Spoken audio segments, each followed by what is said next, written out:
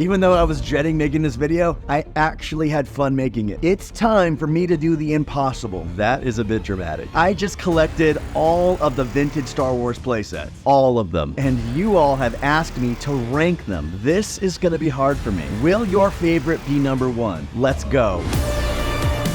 If you have been on this fantastic, crazy journey with me, then you know I went on a run to collect all the Star Wars vintage action figures. It took me 2 years, and I documented it all on video for you to go on that quest with me. But then we did the same thing for the playsets, and again, it took me 2 years. So now that the run is over, we are going to rank them all. And if you're new to this channel, subscribe to go on new quests with me or binge watch my past runs. I go over the history of these amazing toys as I collect them. And please give this video a like. It really helps others discover my channel. I'm gonna be super honest, this was really hard to pick my favorites and rank all of these. So I had to come up with criteria to help me. I call it the POP scale. It's not an official ranking, it's just what I came up with. It's basically proof of purchases, Padawan style. 1 POP is bad or low on the scale, and 5 POPs is really high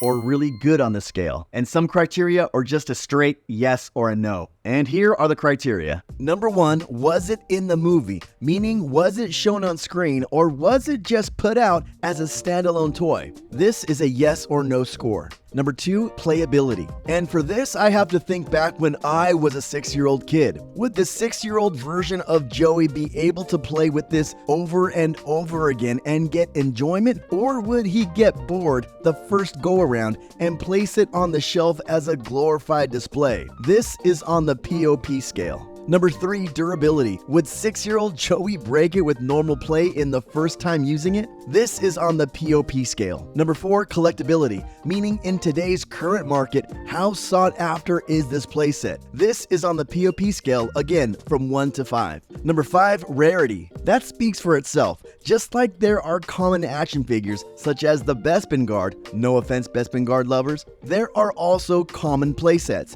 So which ones are the rare ones? This is on the POP scale. Number 6, price. Not how much it cost back in the 70s or 80s, but how much, on an average, does it cost to get a boxed and complete version today? I'll use the POP scale for this. Next, number 7, nostalgia factor. And I really love this criteria because this one is based on pure subjectivity and how I remember these toys as a kid, even if I never had it. Either I wanted one for Christmas or seeing it inside the store, or would wish for one after I saw it in those mini catalogs. This one is on the POP scale. And before we start, if you want to make my videos possible and support what I do here, become a member on Patreon. There are amazing perks and you can try a membership out for free. Or if you'd rather keep your support right here on YouTube, you can hit the join button and offer your support here starting at 99 cents and you get awesome perks as well. Without your support, these videos are not possible. So thank you to all my members. The links to join are in the description of this video. So now let's get to ranking. And if you followed my journey, then you know that there are 16 playsets that I think are essential for a complete Star Wars collection. So if you're a beginning Star Wars collector or even a non-collecting Star Wars fan and you just want to get nostalgic, well now in this video, you get to know what a complete set consists of. At number 16, it's the Rebel Command Center Adventure Set released in 1981 as a Sears exclusive. And if you want to watch the complete history of this playset, I have a playlist where you can watch videos about all the playsets I'm about to mention. So for the Rebel Command Center, here are the scores. Was it in the movie? Absolutely yes. Playability? Because this came with 3 action figures and 2 that were heroes, but there are no extra accessories besides the action lever, this scored an average 3 POPs. Durability. The plastic is pretty solid, but the cardboard backdrop would have lasted 1 season with me as a kid, as I love to take these outside. So even though the cardboard is thick, the score is a low 2 POPs.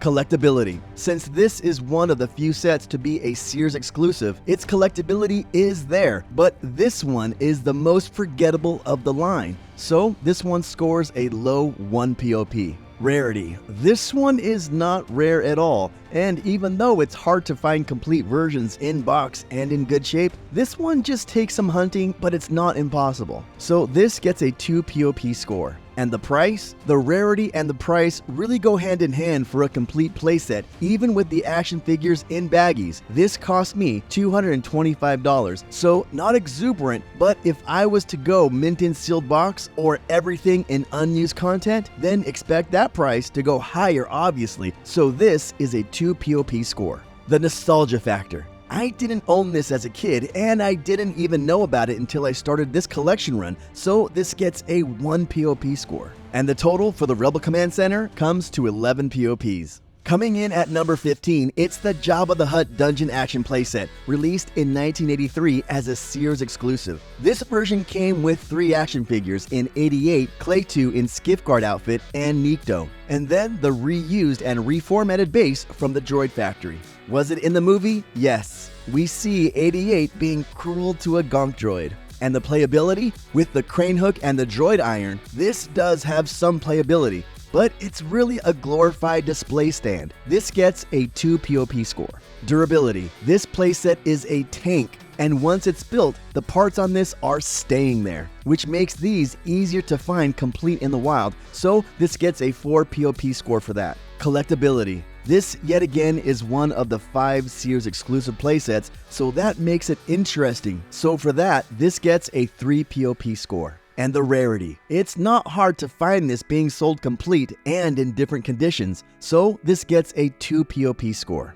And the price? I got this in really good shape with the figures in baggies and the paperwork. And though everything wasn't in unused content, this cost me $325, which is not in the nosebleed collector section, so this gets a 3 POP score. And the nostalgia factor? I didn't own this as a kid, and I didn't know this playset was a thing until I started collecting, so this gets a 1 POP score. And the total for the Jabba the Hutt Dungeon Action playset is 15 POPs. At number 14, it's the Jabba the Hutt Dungeon Action playset from 1984, another Sears exclusive. This was the exact same as the 1983 version at a glance, but it had a lighter colored base, a dark brown crane, and this time came with the early release preview figures of the Power of the Force in Barada, EV-99, and a Man-A-Man. Was it in the movie? Yes, we see EV-99 assigning R2-D2 and 3PO to Jabba's workforce. And the playability? Just like the 1983 version, this gets a 2 POP score. The action figures it comes with saved it from being a 1 score. The durability? Just like the 1983 version, this one gets a 4 POP score. Collectability? Being a Sears exclusive playset and having the preview figures of the Power of the Force, it gets a 3 POP score. And the rarity? This playset is not hard to find in the wild. However, it is hard to find this one complete with the action figures, especially in baggies, so this gets a 3 POP score for that. And the price? I did get this one with unused contents, the figures inside the baggies, paperwork, and a beautiful box, and I paid $1,356 for this playset, and it's the Power of the Force action figures that makes this number so high. So for that, this gets a 4 POP score. And the nostalgia factor? For this one, at least for me, it's very low. This gets a 1 POP score. And that brings the Jabba the Hutt Dungeon Action playset to a total score of 17 POPs. At number 13, one of my favorite Sears exclusive playsets, the Cloud City playset, released in 1980. This did come with 4 action figures from The Empire Strikes Back, and in Canada, their version came with Boba Fett. Was it in the movie? Yes, with the popular carbonite chamber being featured as part of this playset. And the playability. This is basically a glorified display stand, so it gets a 1 POP score. And the durability? This is made of thin cardboard stock, and as a kid, this playset would have not lasted me a week with 6-year-old Joey, so this gets a 1 POP score. But the collectability. Collectors are really high on this one, especially for vintage collectors, and for that, it gets a 4 POP score. And the rarity. Since this playset is made of cardboard, it's really hard to find a complete version in great working condition. So for that, it gets a 5 POP. And the price to get this playset with unused contents, figures in baggies, the cardboard, and paperwork in a decent box, it's gonna cost you. It's not extreme nosebleed, but for the version I got with unused contents, it was $1,653.08, and for that, this gets a 4 POP score. And the nostalgia factor, very low. I didn't own this as a kid, nor did I know it existed as a kid. So for that, it gets a 2 POP score. The total scores for the Cloud City playset come out to 17 POPs. And coming in at number 12, the Turret and Probot playset from 1981.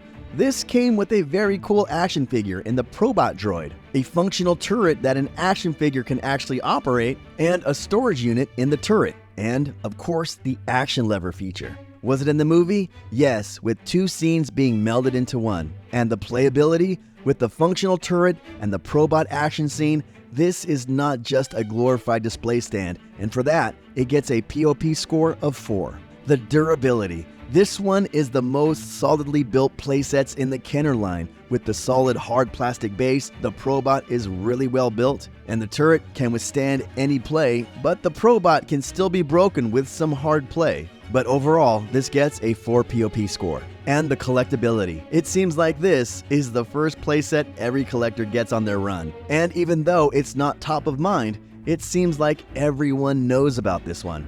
I'm gonna place this at an average 3 POP.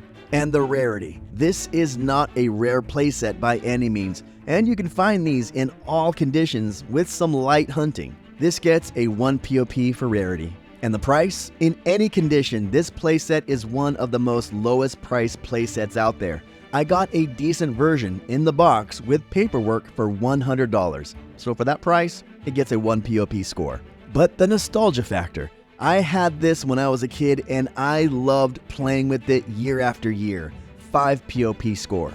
And the total for the Turret and Probot playset comes out to 18 POPs. And coming in at number 11, the Cantina Adventure Set, a Sears exclusive released in 1978. This gets most of its fame by having the blue snaggletooth among its action figures that were included. Was it in the movie? Yes, and it shows the outer facade of the Cantina. And the playability. This is basically a display stand, so that gets a 1 POP score. The durability. This is made out of a thin cardboard stock, and I would have trashed this with light play as a 6-year-old. And for that, it gets a very low 1 POP score. But the collectability is why it made it so high on this list. In the collector space, this playset would be a lot of people's grails, and to be honest, it was the one that I really look forward to collecting, and it's the crown jewel in my collection. And for that, this gets a 5 POP score. And the rarity. To find this in the wild, complete, and in great condition, especially with unused content, it's extremely hard, especially because it's so fragile.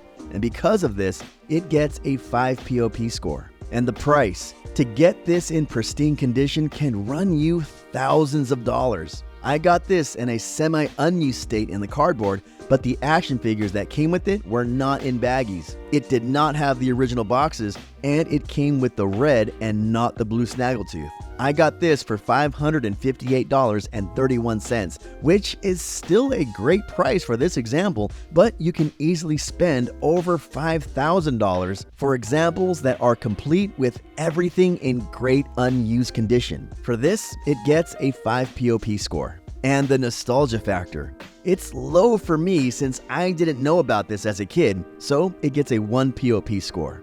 That gives the Cantina Adventure Set a total score of 18 POPs. Come back next week and I'm going to show you which one of these playsets make my top 10 list. Are your top playsets still in this list? Find out next episode who takes the top spot. And to check that video out and others, click on the videos that are on your screen now. And as always, my friends, thank you, and I will see you next time.